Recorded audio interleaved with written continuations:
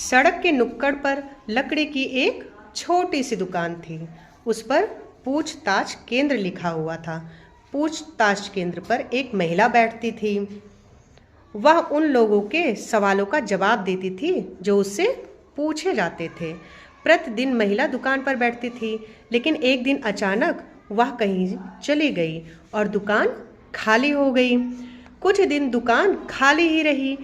एक दिन एक चंचल लड़की चीची सड़क पर घूम रही थी।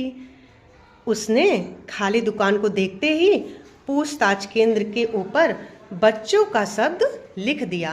अब वह बन गया बच्चों का पूछताछ केंद्र।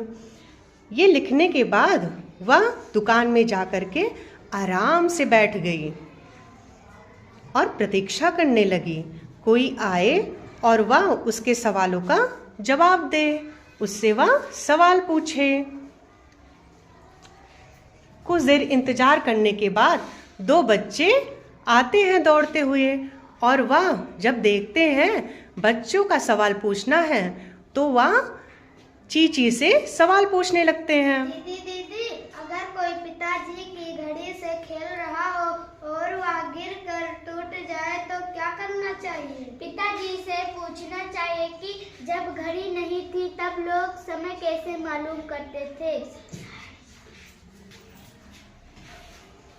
और सारे बच्चे यह देख करके लाइन में लग जाते हैं, सवाल पूछने के लिए इकट्ठा हो जाते हैं। उनको बड़ा मजा आता है कि अब तो यह बच्चों का पूछताछ केंद्र बन गया है।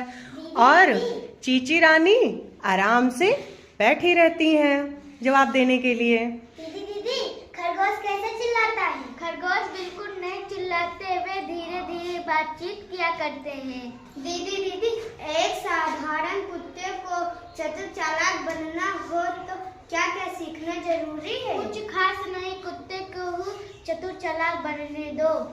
दीदी दीदी, चांद रात में रोशनी देते हैं, सूरज दिन में, ऐसा क्यों? वह उन्होंने तय कर रखा है। दीदी दीदी, बड़ों को सब काम करने की स्वतंत्रता है, पर बच्चों को क्यों नहीं? यह प्रश्न गलत है, बड़ों को ही स्वतंत्रता नहीं है।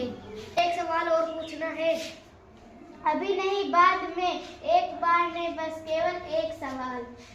दीदी दीदी, जब रेलगाड़ी आती है तो सड़क का फटकारा क्यों बंद कर दिया जाता है? क्योंकि रेलगाड़ी सड़क पर न आ सके।